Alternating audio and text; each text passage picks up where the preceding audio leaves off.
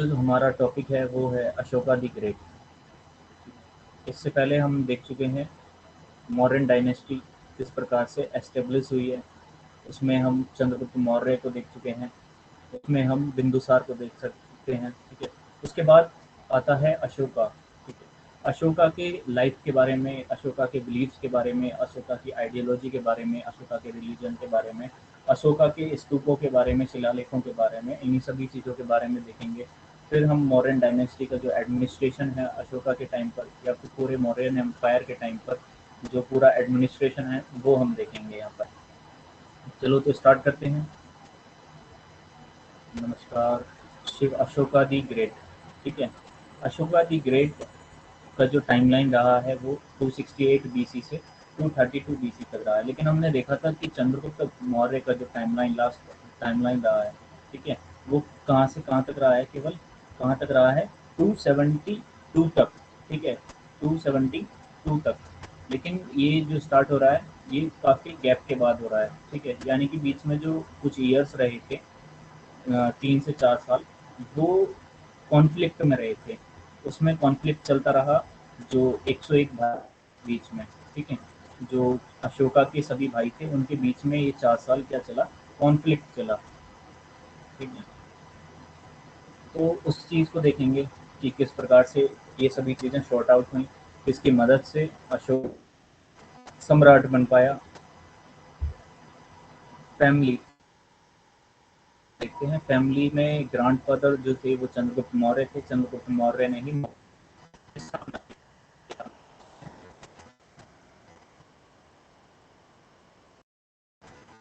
देखते हैं धर्म इनकी ये से धर्म के विचारों से वो हम देखेंगे। इन्हें देवनाम प्रिय का टाइटल दिया गया है। वॉइस वॉइस की प्रॉब्लम आ रही है।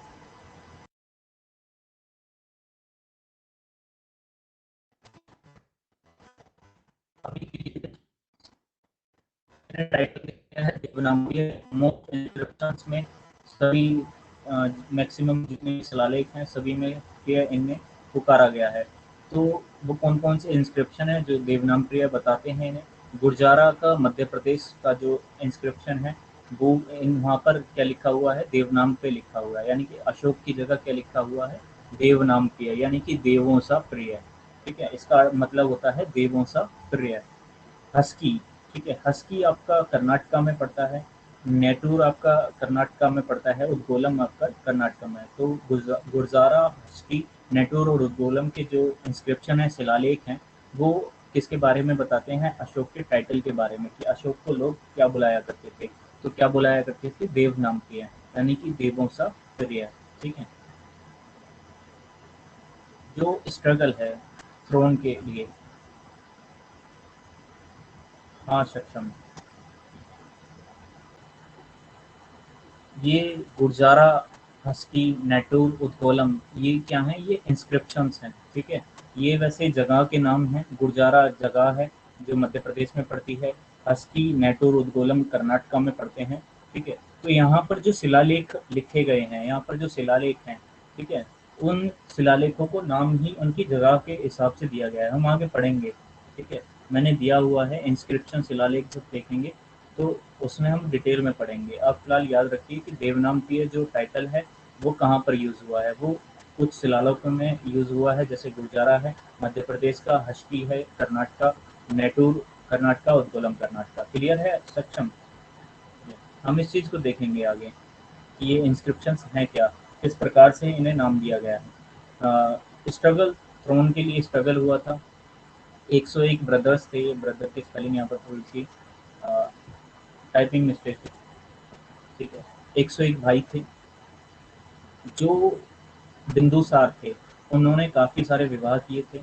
सबसे पहला जो विवाह किया था, यानी कि जो एल्डेस्ट क्वीन थी, ठीक है, उनके एक सुपुत्र थे, उनका नाम था सुशीम।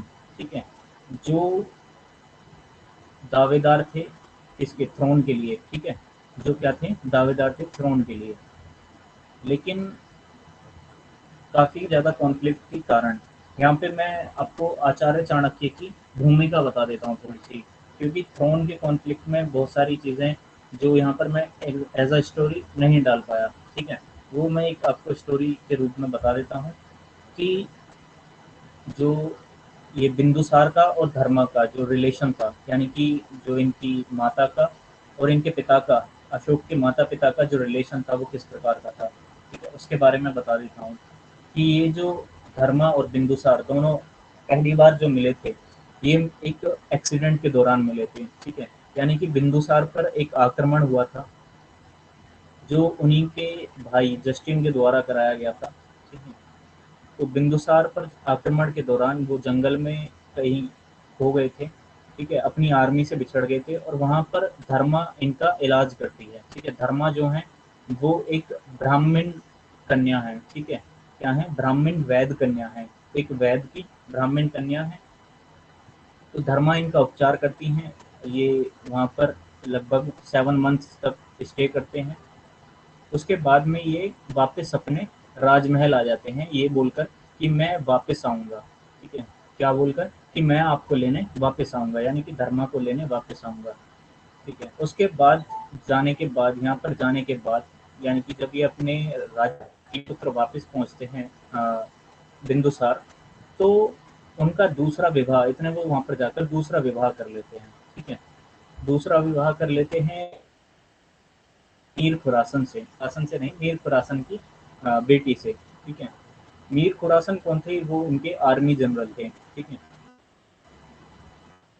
ग्रीक थे। मीर खुरासन कौन थे? ग्रीक थे। ग्रीक का पार्ट, क्योंकि मगध के अंडर में आ चुका था, चंद्रगुप्त मौर्य याद होगा आपको, सेल्यूकस निकेटर याद होगा, तो ग्रीक का जो पार्ट था वो किसके अंडर में आ चुका? मगध के अंडर में। तो जो ग्रीक के वो थे सेना राजा थे, वो किसके अंडर में आ गए? मगध के अंडर में आ गए। तो उन्होंने अपनी पुत्री का विवाह किया बिंदुसार के साथ, ठीक है, एक संधि के रूप में, और क्या बन गए? यहाँ के सेनापति, यानी कि मगध के सेनापति बन गए मीर खुरासन, ठीक। तो जब मीर खुरासन को इनके बारे में पता लगता है, धर्मा के बारे में, तो वो कोशिश करते हैं इन्हें मारने की जंगल में ही, ठीक है। लेकिन ये क्या वादा करके आई थी कि मैं लौटूंगा, लेकिन वो किसे भेज देते हैं एक्सीडेंटली? मीर खुरासन को ये भेज देते हैं कि आप धर्मा को लेकर आइए राजमहल में वापस, ठीक है। तो मीर खुरासन नहीं चाहता था कि धर्मा वापस लौटे। उन्होंने जंगल में इनकी कुटिया को आग लगा दी, ठीक है, जो वो गर्भ से थी। क्या थी ये? गर्भ से थी। तब अशोक का जन्म होता है। उसके बाद में वो 12 वर्ष तक जंगल में ही, 12 वर्ष तक कहाँ रहता है? जंगल में। अशोक जो रहता है उसके एक ब्राह्मण के रूप में, हम रिलीजन में भी देखेंगे, मैंने आगे डाला हुआ है कि जो स्टार्टिंग लाइफ उसने जी थी एज अ ब्राह्मण जी थी, ठीक है, ब्राह्मण पुत्र की तरह रहा था। एक दिन एक्सीडेंटली जंगल में शेर के साथ खेलते हुए इन्हें आचार्य चाणक्य टकरा जाते हैं, ठीक है। आचार्य चाणक्य के टकरा जाने के बाद अशोका ने भी तो हाँ, अशोक ने 3 नहीं, अशोक ने 4 शादियाँ की थी, ठीक है। वो मैं बताऊँगा उसके जीवन के बारे में। पहले तो अभी अशोक का जन्म नहीं हो रहा है, ठीक है। अशोक का जन्म हुआ है, 12 साल का हुआ है, आचार्य चाणक्य से मिले हैं। वहाँ भी पहुँचेंगे, बिल्कुल पहुँचेंगे, बताऊँगा क्या-क्या नाम थे उनके भी, नाम भी बताऊँगा, ठीक है। हाँ, तो 12 वर्ष का बच्चा एक सिंह के साथ खेल रहा है जंगल में, ठीक है। उसके साथ उसके कुछ मित्र हैं। मित्र आचार्य चाणक्य को रोककर कर मांगते हैं। क्या मांगते हैं? टैक्स मांगते हैं। टैक्स किस लिए? टैक्स इसलिए कि वो बोलते हैं कि ये जो जंगल है, ये वनराज के अधीन आता है, ठीक है। ये जो जंगल है, टैक्स मांगते हैं, ये जो जंगल है वो किसके अधीन आता है? वनराज के अधीन आता है। लेकिन जो संपूर्ण भारत था वो किसके अधीन था? वो मगध के अधीन था, यानी कि बिंदुसार के अधीन था। तो आचार्य चाणक्य काफी चौंक जाते हैं। वो ये पूछते हैं उन बच्चों से कि ये वनराज कौन है? तो वनराज कौन थे? अशोक थे, ठीक है। वनराज कौन थे? अशोक थे। अशोक अपने आप को वनराज बोलते हैं, यानी कि वन का सम्राट बोलते हैं, और आचार्य चाणक्य से कर मांगते हैं, चुंगी मांगते हैं। ठीक है। आचार्य चाणक्य को चंद्रगुप्त की स्मृति हो आती है कि एक प्रतिभावान बालक जो सिंही के साथ खेल रहा है, और मुझसे, मैं आचार्य चाणक्य हूँ, समस्त भारतवर्ष मुझे जानता है, और ये बालक मुझसे कर ले रहा है, चुंगी ले रहा है, ठीक है, टैक्स ले रहा है, वो भी एक सम्राट के रूप में, यानी कि वो अपने आप को सम्राट बोल रहा है। ठीक है। और ऐसा ही एक खेल, राज खेलम, कौन खेल रहा था? चंद्रगुप्त मौर्य खेल रहा था विंध्याचल पर्वत पर। तो आचार्य चाणक्य को वो बात याद आ जाती है, और वो कहीं ना कहीं इसकी माँ को ढूंढने, अशोक की माँ को ढूंढने, धर्मा को ढूंढने पहुंच जाते हैं। ठीक है। तो काफी ज्यादा दिक्कतों के बाद धर्मा तक पहुंचते हैं आचार्य चाणक्य। उसके बाद में आचार्य चाणक्य से धर्मा कहती हैं कि मैं मगध नहीं लौटूंगी। ठीक है। आचार्य चाणक्य कहते हैं कि आपके बेटे में तो राजा बनने की काबिलियत है, वहां पर जो बैठे हैं, सुशीम है और बाकी सभी हैं, तो ये जितने भी बेटे हैं उनके, वो तो कैपेबल नहीं है उतने कि वो राजा बन सकें। ठीक है। तो उस चीज को क्या कहते हैं, धर्मा बोलती है मुझे कोई मतलब नहीं है, मगध से मुझे कोई मतलब नहीं है, भारत से मुझे केवल इतना पता है कि मुझे अपने पुत्र की सुरक्षा करनी है। ठीक है। तो वो किस वजह से चिंतित थी? क्योंकि उनके साथ जो 12 वर्ष पूर्व हुआ था, जो मीर खुरासन ने किया था, ठीक है, उस बात से चिंतित थी। उन्हें ये लगता था कि ये सब कुछ जो हुआ है वो सम्राट के कहने पर हुआ है, यानी कि बिंदुसार के कहने पर हुआ है, तो वो आगे नहीं बढ़ती हैं। तो उपरांत अपनी कुटिलता का इस्तेमाल करते हुए वहां पर अशोक को बंदी बना लेते हैं राजद्रोह के आरोप में। ठीक है। राजद्रोह क्या था? उनसे टैक्स मांगना ही क्या बन गया? उसका अपराध बन गया। उसके अपराध के रूप में उसे बंदी बनाकर वो पाटलिपुत्र ले गए, जिनके पीछे पीछे धर्मा भी पहुंच गए। ठीक है। लेकिन यहाँ से क्या है कि अशोक तो रास्ते में ही छूट कर भाग गया, लेकिन धर्मा वहां पर पाटलिपुत्र पहुंच गए। तो फिर प्रॉब्लम ये हुई, जो उस समय पे फ़ोन तो, टेलीफ़ोन तो हुआ नहीं करते थे कि हाँ, मम्मी मैं पहुँच गया, आप कहाँ हो? मैं यहाँ हूँ, ठीक है? तो मिस कम्युनिकेशन की वजह से क्या हुआ, एक्सचेंज ऑफर में अशोक तो चालाक था, भाग आया वहाँ से, और आचार्य चाणक्य के हाथ कौन लगी? फिर धर्मा लगी। धर्मा एक शर्त रखती हैं, आचार्य चाणक्य अपनी बातों से उन्हें बहला-फुसला लेते हैं, और ये कहते हैं कि भारत का भविष्य मैं आपको सुनिश्चित करता हूँ कि मैं अशोक को कुछ नहीं होने दूंगा, और भारत का भविष्य अब आपके हाथों में है। ठीक है। वो बाकायदा उन्हें दिखाते हैं कि किस प्रकार से उनके जो बाकी पुत्र हैं बिंदुसार के, उनकी नीयत कैसी है। ठीक है। उन पर उनके माता पिताओं का, बाकी सभी का प्रभाव ज़्यादा है। ठीक है। और जो अशोक है वो सभी दोषों से मुक्त है। तब जो धर्मा थी वो दो कंडीशनों पर जाती है, सहमत हो जाती है। पहली कंडीशन ये थी कि अशोक को अभी पता नहीं लगना चाहिए, और ना ही किसी और को पता लगना चाहिए कि अशोक जो है वो मेरा पुत्र है, यानी कि बिंदुसार का पुत्र है। आचार्य चाणक्य कहते हैं ठीक है, कोई बड़ी बात नहीं है। दूसरा कि मैं भी यहीं पर रहूंगी अशोक के साथ। ठीक है। यानी कि हम दोनों यहीं पर रहेंगे। उसमें भी आचार्य चाणक्य कहते हैं कि कोई बड़ी बात नहीं है। ठीक है। तब तक पासा पलट चुका था कि आचार्य चाणक्य जो थे वो सेंटर ऑफ पावर नहीं रहे थे। ठीक है। आचार्य चाणक्य संन्यास ले चुके थे जब तक, और सेंटर ऑफ पावर बन चुकी थी हेलेना, जो अशोक की, बिंदुसार की स्रोत माता थी, की स्टेप मदर थी हेलेना। वो सेंटर ऑफ पावर बन चुकी थी, और उनका एक ही मकसद था कि मौर्य वंश का विध्वंस। ठीक है। काफ़ी सारी कॉन्स्पिरेसीज़ का सामना किया था बिंदुसार ने, तो मैंने कल तभी बताया था आपको। ठीक है। कल हमने ये भी पढ़ा था। तो तब की कि आचार्य चाणक्य अशोक को, लेकिन पता, अशोक को ये नहीं पता था। अशोक वापस अपने हट में आता है। उसके बाद पाटलिपुत्र चाणक्य को ढूंढता हुआ पहुंचता है, चाणक्य से पूछता है। ठीक है। उसमें भी वो क्या है, कुछ, ठीक है, क्या करता है, कुछ उत्पात मचा देता है, और उस उत्पात का लाभ उठाते हुए जो यूनानी थे वो बिंदुसार पर यहाँ पर पुनः आक्रमण कर देते हैं। बिंदुसार घायल हो जाते हैं, क्योंकि धर्मा ने पहले भी बिंदुसार का उपचार किया था, और आचार्य चाणक्य ये जानते थे कि वो एक वैद्य की पुत्री हैं। तो यहाँ पर आचार्य चाणक्य धर्मा को एक वैद्य के रूप में यहाँ पर प्रस्तुत करते हैं, बिना किसी गोपनीयता के, ठीक है। तो यानी कि धर्मा सेटल हो गई महल में। अब जो अशोक है वो मजबूर हो गया यहाँ पर रुकने के लिए, ठीक है। आचार्य चाणक्य ने क्या करा, अपनी कौटिल्यता को नजर रखते हुए अशोक को बाधित कर लिया पाटलिपुत्र में रहने के लिए। अशोक एक अश्वपालक के रूप में, क्योंकि उस पर क्या लगा हुआ था, देशद्रोह का आरोप लगा हुआ था टैक्स के कारण, ठीक है, क्योंकि उन्होंने टैक्स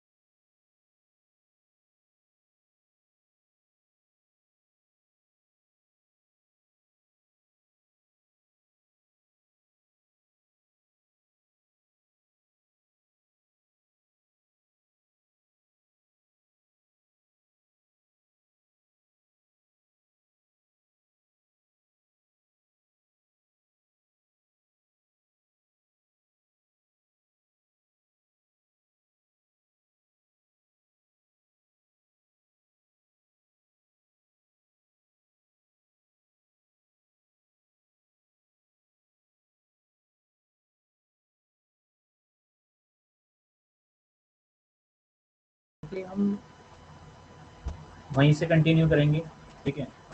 कि जो अशोक था, अशोक को कहाँ पर ले आए हैं आचार्य चाणक्य, ठीक है। हम ये सभी चीज़ें देख क्यों रहे हैं, हम अशोक को क्यों पढ़ रहे हैं, हम अशोक और आचार्य चाणक्य को क्यों पढ़ रहे हैं, हम अशोक बिंदुसार और धर्मा को क्यों पढ़ रहे हैं, उनके रिलेशन को क्यों पढ़ रहे हैं, उससे अशोक से पीछे के जीवन के बारे में क्यों पढ़ रहे हैं। सबसे पहली चीज़ तो यही है ना कि हम हमारा पढ़ने का मकसद क्या है, ठीक है। तो हमारा पढ़ने का मकसद ये है कि अशोक का जो जीवन है वो काफ़ी लोगों से प्रभावित रहा है। तो वो प्रभावित रहना, उसका जो रिजल्ट है, ठीक है। एक चीज़ तो है कि जो इफ़ेक्ट है, इफ़ेक्ट का रिज़ल्ट जो पड़ता है, ठीक है? यानी कि जो उसका प्रभाव है, वो आगे हमें देखने को पड़ेगा मिलेगा इसके जो एक्ट्स रहेंगे, इसके द्वारा जितने भी कार्य रहेंगे, उनमें इन लोगों का प्रभाव देखने को मिलेगा, ठीक है? अलग-अलग समय पर अलग-अलग लोगों के प्रभाव में आने के कारण अलग-अलग कार्य करिए किए हैं अशोक सम्राट ने, तो उन कार्यों का प्रभाव देखने को मिलेगा, उन कार्यों का रिज़ल्ट देखने को मिलेगा। तो इसी वजह से हम इनकी बैक स्टोरी को देख रहे हैं अच्छे से, ताकि आगे मैं अगर कोई रेफरेंस देता हूँ, आगे कोई आपको फैक्ट देखने को मिलता है, जैसे अभी सक्षम का ये क्वेश्चन था कि नेटवर्क उपकॉलम ये है क्या, ठीक है। तो ये इंस्क्रिप्शंस हैं, मैंने बताया ये जगह हैं। तो वैसे ही मैं यहाँ पर रेफरेंस दे रहा हूँ, ठीक है, इसे लेकिन हम बाद में पढ़ेंगे। तो वो मैं यहाँ पर रेफरेंस दे रहा हूँ, अगर हमने पहले पढ़ा होता तो वो चीज़ें यहाँ पर क्वेश्चन अराइज ही नहीं होता, ठीक है। आगे क्वेश्चन कोई अराइज ना हो उसके लिए हम मैं आगे रेफरेंस दूंगा, लेकिन ऐसा नहीं है कि उससे आगे फिर मैं ये दोबारा स्टोरी बताऊंगा, ठीक है। तो इसी वजह से हम इस स्टोरी को यहाँ पर देख रहे हैं, ताकि आगे हम जितना पढ़ें उसमें बिल्कुल भी कंफ्यूज ना हो। आइडियोलॉजी बहुत इंपॉर्टेंट है, आइडियोलॉजीज पर ही क्या हुए थे, बुद्धिज्म और जैनिज्म धर्म बन गए थे अपने आप में, और आज के समय में किसी भी पहचान की मोहताज नहीं है बुद्ध धर्म और जैन धर्म, ठीक है। कितने लोग उसका अनुसरण करते हैं। तो आइडियोलॉजी बहुत इंपॉर्टेंट है। अशोक की अपनी आइडियोलॉजी थी जो बहुत आगे इम्पोर्टेंट रही है। तो उस आइडियोलॉजी का जो एक मेन स्ट्रीम में नहीं रहा है, यानी कि बहुत सारी आइडियोलॉजीज मिलकर अशोक की आइडियोलॉजी का रूप लेती हैं। उनकी आइडियोलॉजी में धर्मा के विचार देखने को मिलते हैं, बिंदुसार के विचार देखने को मिलते हैं, आचार्य चाणक्य के विचार देखने को मिलते हैं, आचार्य राधागुप्त के विचार देखने को मिलते हैं, महामात्य के विचार देखने को मिलते हैं, सुशीम के कुछ जो पॉजिटिव विचार थे वो देखने को मिलते हैं, सुशीम के एक्ट्स के रिजल्ट देखने को मिलते हैं। तो काफ़ी कुछ देखने को, माता हेलेना का भी काफ़ी रोल देखने को मिलता है, ठीक है। तो उन चीज़ों से कॉन्जिक्यूटिव जो रिजल्ट्स थे वो चेंज हो जाते हैं, तो वो सभी चीज़ें हमें दिखाई पड़ती हैं, ठीक है।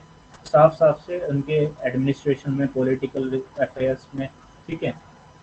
तो इन सभी चीज़ों में दिखाई पड़ती हैं, और आपको इस स्टोरी का नहीं पता होगा तो आप उस चीज़ को रिलेट नहीं कर पाओगे इस चीज़ से, ठीक है। इसी वजह से हम स्टोरी पढ़ रहे हैं। तो हम कहाँ तक पहुँचे गए थे कि अशोक जो हैं उनकी माता धर्मा बिंदुसार का उपचार दोबारा करने लगी, ठीक है। आचार्य चाणक्य ने उन्हें महल में बुला लिया। अशोक यहाँ पर आचार्य चाणक्य के पास पहुँचता है, उनसे बोलता है कि आप मेरी माता को जाने दो। उन्हें लगता है कि मैं उनकी कैद से भाग गया, तो उन्होंने मेरी माता को बंदी बना दिया है मेरे एवज में। वो बोलते हैं कि मुझे बंदी बना लो। तो आचार्य चाणक्य क्या करते हैं, ना तो धर्मा को जाने देते हैं और उससे भी कहते हैं कि तुम भी बंदी बन चुके हो, ठीक है। यानी कि अशोक को भी क्या बना लिया, बंदी बना लिया। अब तो पाटलिपुत्र महल में है, वो जा भी नहीं सकता, भाग भी नहीं सकता, ठीक है। लेकिन ऐसा नहीं है कि अशोक को आचार्य चाणक्य छुड़वा देते हैं। अशोक को बंदी बनाया जाता है बकायदा, है उसे कैद खाने में रखा जाता है तब तक जब तक धर्मा बिंदुसार को पूर्णतः स्वस्थ नहीं कर देती, ठीक है।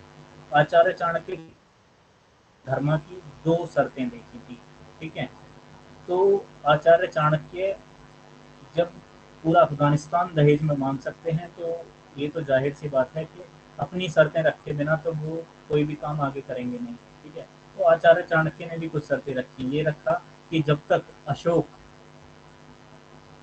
कैद में रहेगा, जब तक बिंदुसार को होश नहीं आ जाता, क्योंकि वो मौजूदा स्थिति को जानकर मध्य रखकर नजर रखकर ये जानते थे कि बिंदुसार की उपस्थिति अभी अनिवार्य है। अशोक इतना काबिल नहीं है कि वो डायरेक्ट राजगद्दी पर बैठ सके, ठीक है।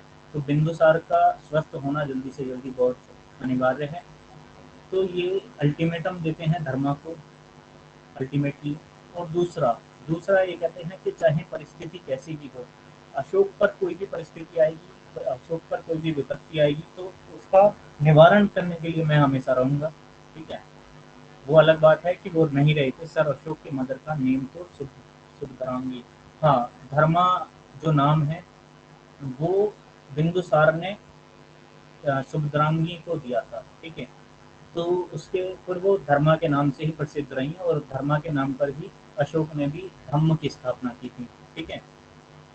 मैंने कल भी आपको चंद्रगुप्त मौर्य अशोक का धम्म जो है वो काफी प्रसिद्ध रहा है, वो उन्हीं के नाम पर, धर्मा के नाम पर, ठीक है, जिसका मतलब ही धर्म है, ठीक है।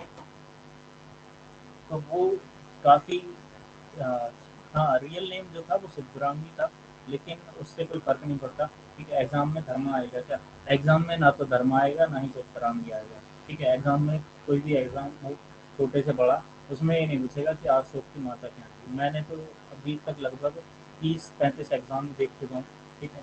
उसमें आज तक कभी कहीं नहीं पूछा कि अशोक की माँ का नाम क्या था। अशोक की माँ छोड़ो, आज तक किसी राजा की माँ का नाम नहीं पूछा, ठीक है। तो केवल आपको पता होना चाहिए, ये ज़रूरी है, ठीक है। ऐसा नहीं है कि आपको पता ही ना हो, पता होना चाहिए। लेकिन मैं 30 एग्ज़ाम लगभग फेस कर चुका हूँ, तो मैंने आज तक कभी नहीं देखा कि कभी किसी भी किंग की माता का नाम पूछा गया हो। साइड में बोर्ड प्ले करी है।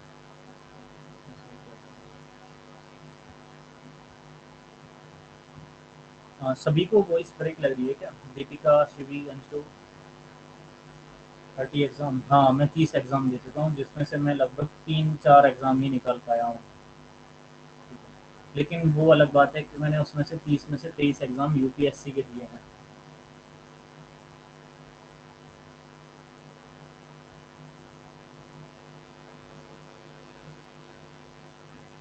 तो आगे देखते हैं। वो अलग से आ रहा है।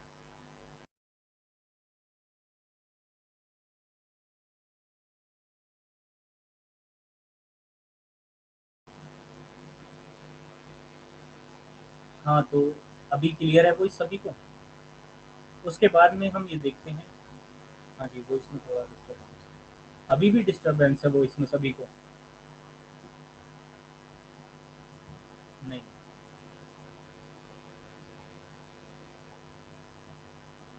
कोई बात नहीं, थोड़ा सा एडजस्ट करो। यहाँ पर पंखा चल रहा है ना, बिल्कुल नीचे बैठा हुआ हूँ पंखे पे, तो उसका कुछ वाइब्रेशन हो रही है। हाँ, पंखा बंद करना पड़ेगा, मैं गर्मी में मर जाऊँगा, उसका कोई लाभ नहीं होगा।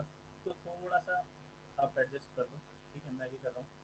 तो अशोका द ग्रेट, के बारे में हम यहाँ पर देख रहे हैं, उनके जो उनका प्रारंभिक जीवन है, ठीक है, उसके बारे में देख रहे हैं। हमने आचार्य चाणक्य की शर्तें भी देखी कि आचार्य चाणक्य की शर्तें क्या रही। उनकी दूसरी शर्त ये थी कि किसी भी परिस्थिति में आप यहाँ से नहीं जाएंगी, और जब तक मैं नहीं चाहूँगा, जब तक आप ना ही अशोक महाराज के समक्ष प्रस्तुत होगा।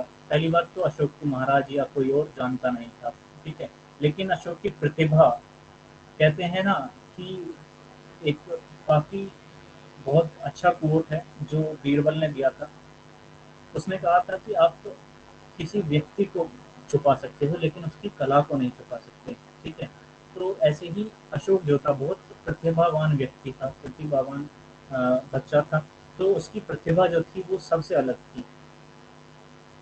हमने कल बिंदुसार जब पढ़ रहे थे, हमने देखा था कि मात्र 15-16 वर्ष की आयु में अकेला, जहाँ पर पूरी विश्व की सेना, सबसे बड़ी सेना, पूरे विश्व की सबसे बड़ी सेना हार चुकी थी, वहाँ पर अकेला जाकर जीतता है ये व्यक्ति, ठीक है, ये बच्चा 16 साल का। तो उसकी प्रतिभा का अनुमान आप इसी बात से लगा सकते हैं कि जो विश्व के सबसे खतरनाक लड़ाके थे उनसे जाकर जीता था ये, ठीक है, उनसे जीता था ये, पूरा का पूरा रिवोल्ट इसने शांत किया था अकेले में, ठीक है। तो यहाँ पर इसकी कौशलता का आप अनुमान लगा सकते हैं।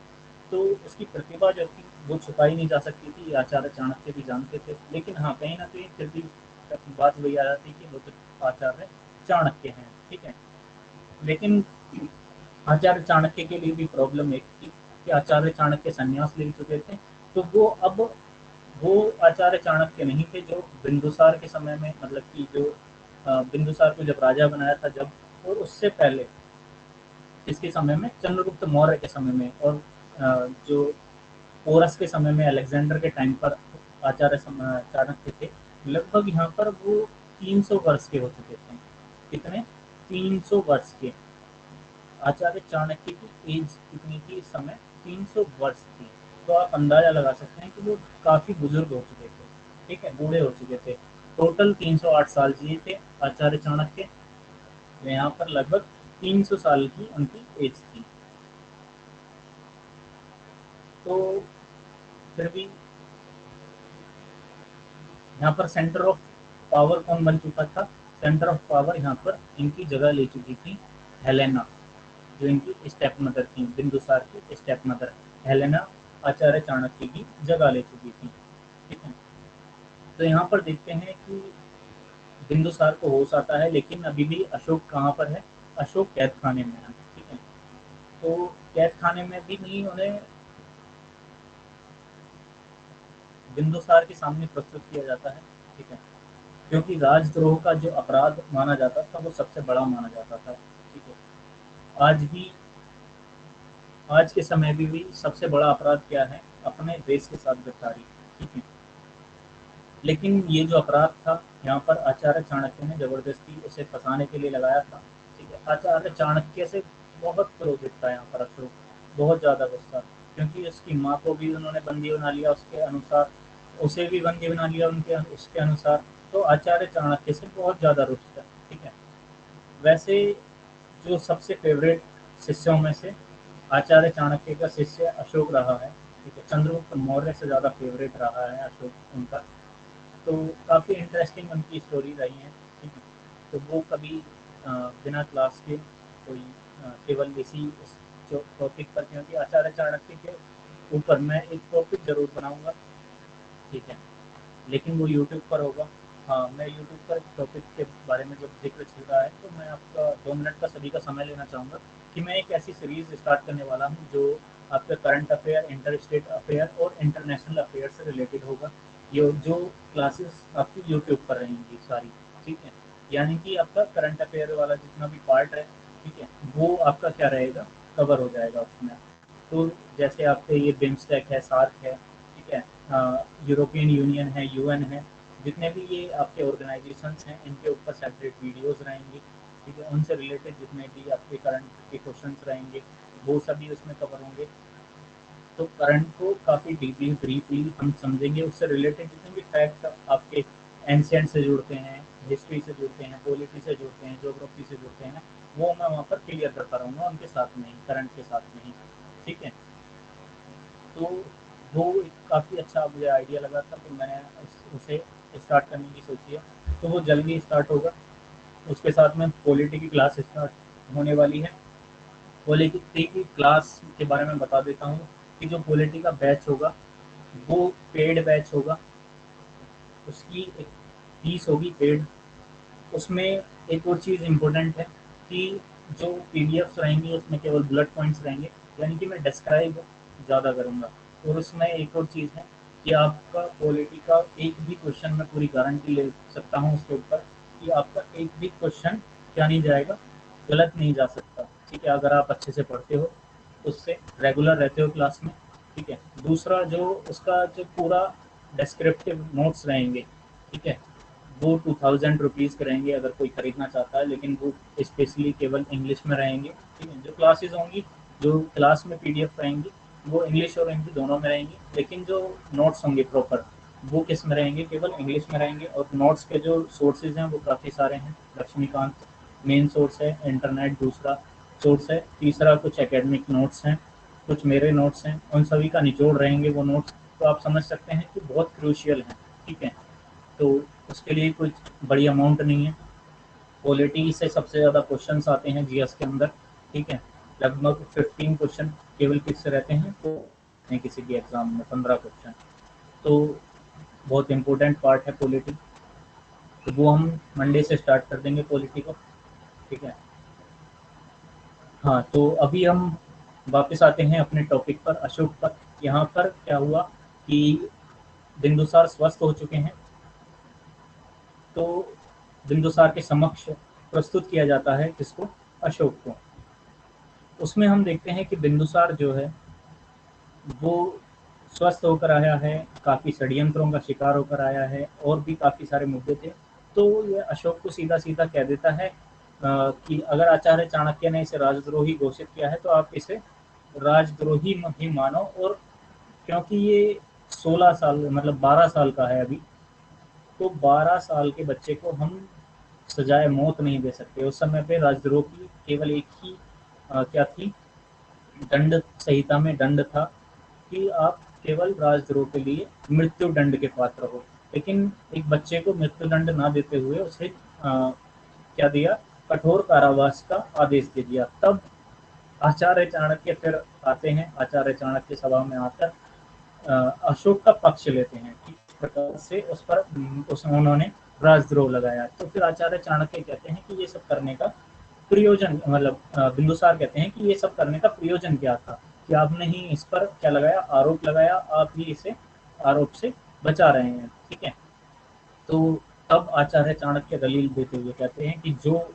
शुभद्रांगी हैं, इनकी माता, ठीक है, उन्होंने आपका इलाज किया है, और वो अपने पुत्र की, यानी कि अशोक की सुरक्षा को लेकर बहुत ज़्यादा चिंतित थी।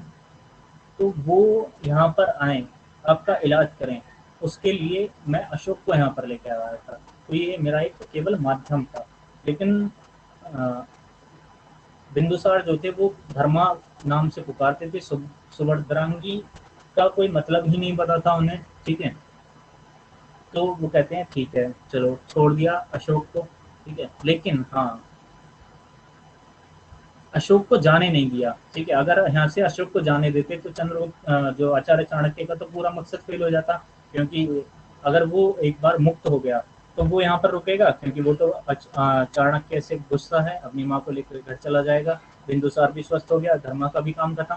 ठीक है, तो आचार्य चाणक्य यहाँ पर एक और चीज, एक और दाव खेलते हैं, अपनी कुटिलता का एक और प्रमाण देते हैं। यहाँ पर एक आरोप और लगा देते हैं इस पर। वो क्या था, जो उत्पात मचाया था इसने पाटलिपुत्र आकर। ठीक है, आरोप किस बात का था, आरोप था टैक्स का। यहाँ पर किस बात का लगा दिया, यहाँ पर उत्पात मचाने का लगा दिया। ठीक है, जो यहाँ पर उसने संपत्ति को नुकसान पहुंचाया था। उसने महल में कई हिस्सों में आग लगा दी थी, अशोक ने गुस्से में आकर, कि उसकी माता को कैसे बंदी बना लिया। तो वो काफी कुछ था। अशोक को कुछ पणों का क्या लगाया जाता है, हम कॉइन्स, हाँ इम्पोर्टेंट है, हमने काश्यपन देखे थे। ठीक है, तो यहाँ पर उसे 20 गोल्ड कॉइन्स का क्या लगता है, 20 स्वर्ण पनों का दंड लग जाता है। ठीक है। इसे दंड दिया जाता है कि जब तक आप 20 स्वर्ण पर्ण राज्य को नहीं लौटा देते हैं तब तक आप नहीं जा सकते। तो ये एक बहुत बड़ी बात थी, क्योंकि स्वर्ण पर्ण बहुत बड़ी कीमत थी। एक स्वर्ण पर्ण के अंदर 1000 काश्यपन आते थे, ठीक है। और केवल मात्र 10,000 काश्यपन में आचार्य चाणक्य ने चंद्रगुप्त को खरीदा था। तो आप समझ सकते हैं कि काश्यपन और एक गोल्ड कॉइन की कितनी बड़ी कीमत थी। तो उस पर कितने गोल्ड कॉइन का वो लगा दिया, 20 गोल्ड कॉइन का, क्योंकि उसने अपराध भी उतना ही बड़ा किया था। काफी महल के काफी हिस्सों को जला दिया था उसने, काफी नुकसान पहुंचाया था संपत्ति को, तो उस पर ये लगना था। तो वो कहता है कि मैं इसे किस प्रकार से भर पाऊंगा, मैं पूरे जीवन भी काम करूंगा तब भी मैं इसको नहीं भर पाऊंगा। तो धर्मा के उपकारों को देखते हुए इसे ऑफर दिया जाता है कि आपने हमारे सम्राट, मतलब आपकी माता ने हमारे सम्राट की इतनी सेवा की है, तो आप क्या कर सकते हैं, हमारे घुड़साल की सेवा कर सकते हैं, मतलब घुड़साल में सेवा प्रदान कर सकते हैं अपनी, और जो वहां से आपको धन प्राप्त होगा वो आप राज्य को चुका सकते हैं। तो ये क्या है स्टोरी, ये स्टोरी है अशोक और धर्मा को एस्टेब्लिश करने की। जो एक वन का बालक है, वन का बालक गद्दी तक कैसे पहुंचता है, 3 स्टेजेस में पढ़ेंगे हम अशोक को। कि एक तो जंगल से राजमहल, राजमहल से राजगद्दी, और राजगद्दी से यानी कि एक सम्राट से महान सम्राट, अशोका से अशोका दी ग्रेट बनने की कहानी। तो ये 3 फेजेस में कहानी है। एक कहानी मैं बता चुका हूँ आपको, ठीक है। उसके बाद में स्टोरी बहुत लंबी है, फिर कभी देखेंगे। फिलहाल आगे चलते हैं यहाँ से। स्ट्रगल, ठीक है। अब वो महल में तो आ चुका है, महल में आने के बाद उसकी प्रतिभा, सबसे पहली चीज प्रतिभा अफेक्ट करती है सबसे ज्यादा सुशीम को। सुशीम एल्डेस्ट सन था, लेकिन जो अशोक था वो ब्रेवेस्ट था, ठीक है। यानी कि सबसे ज्यादा उसमें क्या थी, क्षमता थी।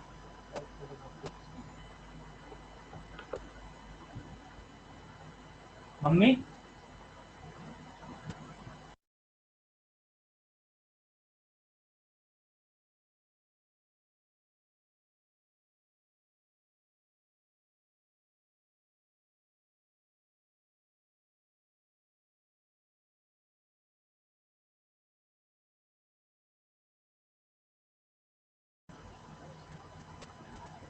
तो यहाँ पर हम देखते हैं कि जो इनके अभी टाइम है, सुशीम के साथ ज़्यादा कॉन्फ्लिक्ट रहे हैं अशोक के। वो किस वजह से, क्योंकि घुड़सवार घुड़साल में ऐसे रखा गया, ठीक है।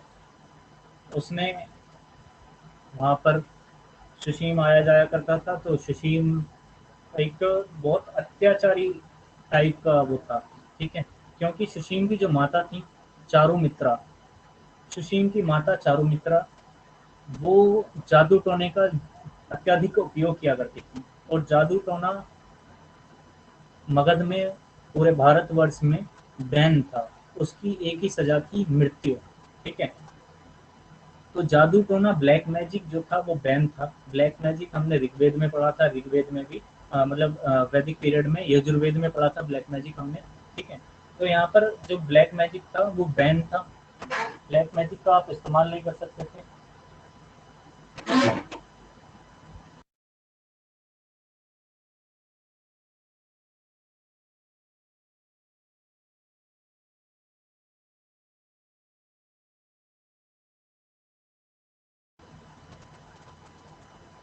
तो ब्लैक मैजिक का क्या था, यूज बैन था, लेकिन चारुमित्रा उसको इस्तेमाल किया करती थी।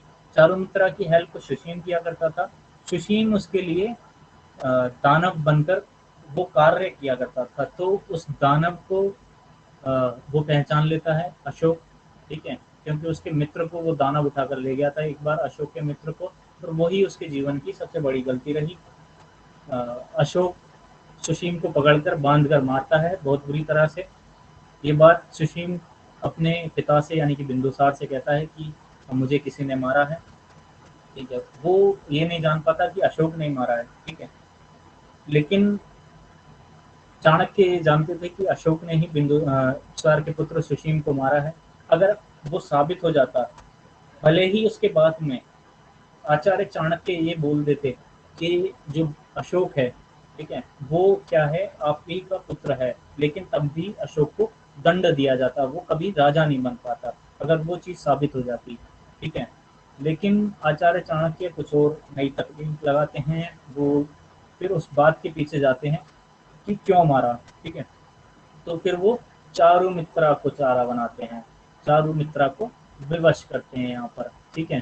तो आचार्य चाणक्य का तो काम ये था कि लोगों की गलतियां खोदना और फिर उनका फायदा उठाना।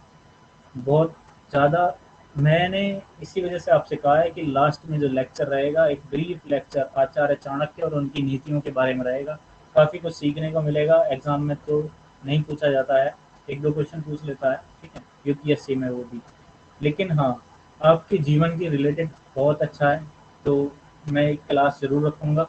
मेरा खुद का मन है, उसी बहाने से मैं खुद भी डिटेल में पढ़ पाऊँगा उन चीज़ों को, ठीक है। उसके बाद मैं उसको एक लेक्चर के रूप में लेकर आऊँगा। तो वो बात की बात है, फिलहाल ये देखते हैं कि काफ़ी कुछ होता है, ठीक है। उसमें अशोक के माध्यम से वो उस दानव का पर्दाफाश कराते हैं किसी एक तीसरे व्यक्ति को, वहाँ पर प्रस्तुत कराकर वो अशोक की छवि को बहुत अच्छा बना देते हैं। तो कुछ सारे इंसिडेंट ऐसे रहे हैं, ठीक है, जिसमें हाँ, एक काफ़ी दिलचस्प इंसिडेंट जो था, और आपको पता होना चाहिए कि जो अशोक है उसे 12 वर्ष जंगल में किसके कारण काटने पड़े। मीर खुरासन, ग्रीक क्या था, एक ग्रीक किंग जो सेनापति बन चुका था, कहाँ का, मगध का। उसके कारण उसकी माता को और अशोक को 12 वर्ष तक क्या कष्टों का जीवन, कष्टपूर्ण जीवन व्यतीत करना पड़ा था, ठीक है। लेकिन अशोक कहीं ना कहीं उस बात से व्यथित था। अशोक पाटलिपुत्र आता है तो उस चीज़ को वो जानने की कोशिश करता है, और ये माना जाता था कि अगर अशोक किसी चीज़ के पीछे पड़ गया तो वो उसे पाकर ही मानता था, ठीक है। तो यहाँ पर वो मीर खुरासन का पता लगा लेता है, ठीक है, कि मीर खुरासन ही वो व्यक्ति था जिसने उसकी माता को मारने का प्रयत्न किया था, लेकिन वो ये नहीं जान पाता कि क्यों, ठीक है। मीर खुरासन मर जाता है लेकिन वो कभी नहीं बताता कि उसने उसकी माता को क्यों मारना चाहता, क्योंकि वो ये जानता था कि अशोक क्या है, कैपेबल है। अगर अशोक को ये पता लग जाएगा कि वो बिंदुसार का पुत्र है तो वो गद्दी का सबसे प्रमुख दावेदार बन जाएगा, ना कि उनका देवता, ठीक है। जो खुरासन का देवता था, वो जो उनकी पुत्री का पुत्र था, ठीक है। तो काफी ज्यादा प्रॉब्लम रही यहाँ पर उसे। एक अगर वो डायरेक्ट अशोक उसको मार देता, मीर खुरासन को, मीर खुरासन क्या था, सेनापति था, तो वो क्या होता, विद्रोह होता, ठीक है, वो क्या होता, विद्रोह हो। लेकिन इसकी जो छवि है मीर खुरासन की, जो नीयत थी वो काफी पहले से ही गलत रही थी, क्योंकि वो भी क्या चाहता था, मौर्य वंश का विनाश चाहता था, ठीक है। तो यहाँ पर अशोक उसी को एक राजद्रोह के रूप में, राजद्रोही के रूप में पेश करते हुए उसका अंत कर देता। तो अशोक की छवि काफ़ी अच्छी बन जाती है। उसके बाद में सेल्यूकस निकेटर, राजमाता हेलेना और कलिंग किंग अनंथा, ये तीनों मिलकर एक षड्यंत्र रचते हैं। षड्यंत्र में क्या होता है कि पूरे राजमहल को भस्म करने की तैयारी।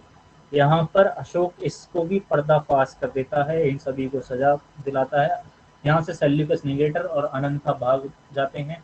राजमाता हेलेना को मौत की सजा सुनाई जाती है, लेकिन वो अपनी मौत को भी चकमा देकर भाग जाती है, ठीक है। लेकिन कहा यह जाता है कि उसे मौत की सजा हुई थी, ठीक है, लेकिन फिर भी वो मरी नहीं। जैसे आचार्य चाणक्य अपनी मौत को चकमा देने में काफी माहिर थे, वैसे ही हेलेना भी।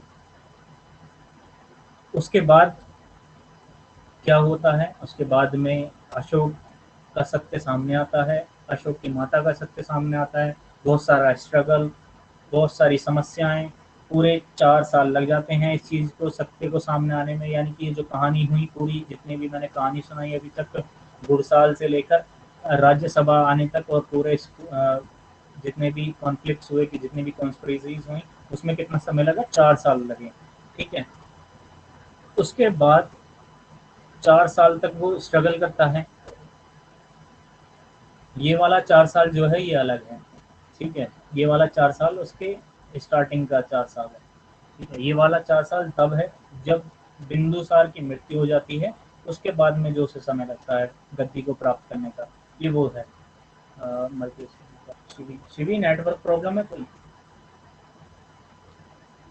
तो उसके बाद में देखते हैं कि कहा यह जाता है कि अशोक ने अपने सभी भाइयों का कत्ल किया था, सभी भाइयों को मार दिया था, केवल तिस्सा को छोड़कर, ठीक है? और राजगद्दी को हत्या आया था।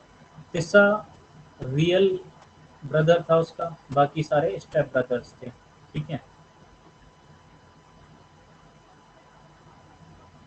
99 भाई, ऐसा नहीं है कि सभी को उसी ने मारा था, ठीक है? मैक्सिमम्स को सुसीम ने मार दिया था। सुसीम को अशोक ने मार दिया, तो सभी का जो सेरा है वो उसी के सिर पर आके बन गया कि सभी को उसने मार दिया, ठीक है? लेकिन ऐसा नहीं था।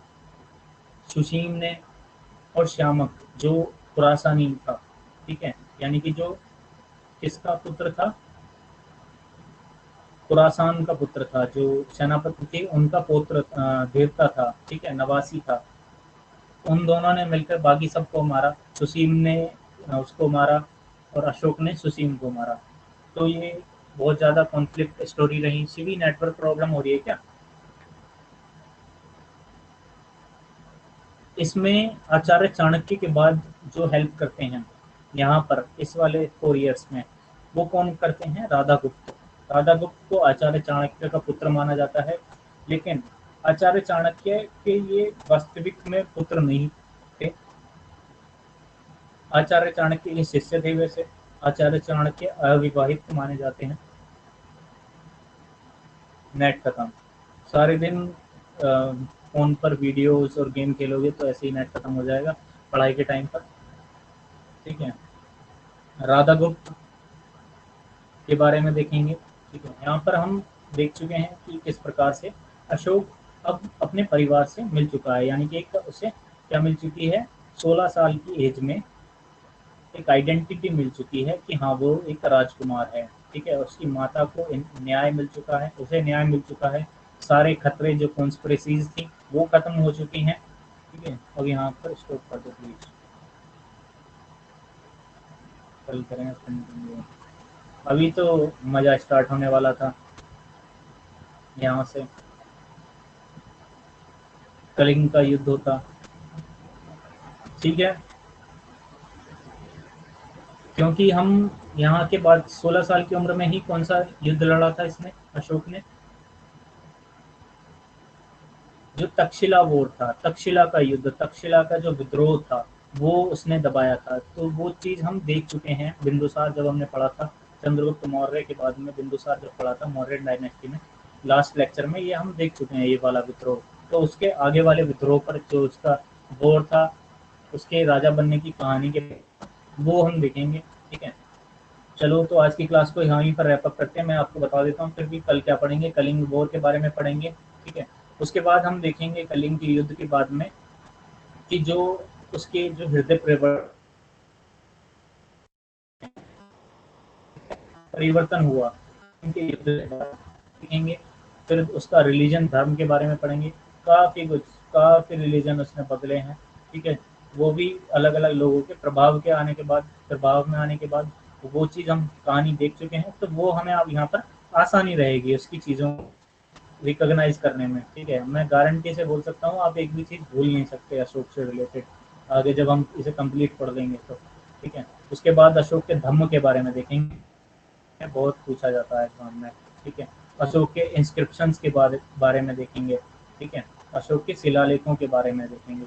धम्म क्या है उसके बारे में देखेंगे, ठीक है? धम्म के बारे में काफ़ी कुछ है। उसके बाद में देखेंगे अशोक के इंस्क्रिप्शन, शिलालेख।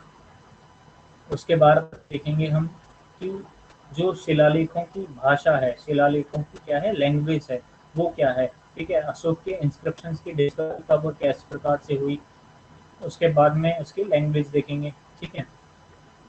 कि भाषा क्या है। तो यही सब चीज़ देखेंगे, पूरी कंप्लीट करेंगे, उसके जितने भी इंस्क्रिप्शंस हैं उन्हें पढ़ेंगे अच्छे से। उसके बाद में हम एडमिनिस्ट्रेशन देखेंगे कि मौर्य वंश में एडमिनिस्ट्रेशन कैसा रहा, क्या-क्या चीज़ें हुआ करती थी, ठीक है? किस पद को क्या बोला जाता था। पॉलिटिकल वो देखेंगे, उनका पॉलिटिकल अफेयर्स के बारे में पढ़ेंगे कंप्लीट। उनका जो सोशल लाइफ था मौर्यन वंश के अनुसार, मौर्यन वंश के समय में, ठीक है? उनका जो एडमिनिस्ट्रेशन था वो कहाँ से लेकर कहाँ फैला हुआ था। तो ये सभी चीज़ देखेंगे और फिर आफ्टर अशोक का पढ़ेंगे, ठीक है? अशोक के बाद में मौर्य वंश का क्या हुआ उसका पढ़ेंगे, ठीक है? तो कल करेंगे ये कंटिन्यू क्लास। आज की क्लास आपको कैसी लगी बता सकते हैं, ठीक है? अगर आप यूट्यूब पर देख रहे हैं तो कमेंट भी कर सकते हैं। तो आज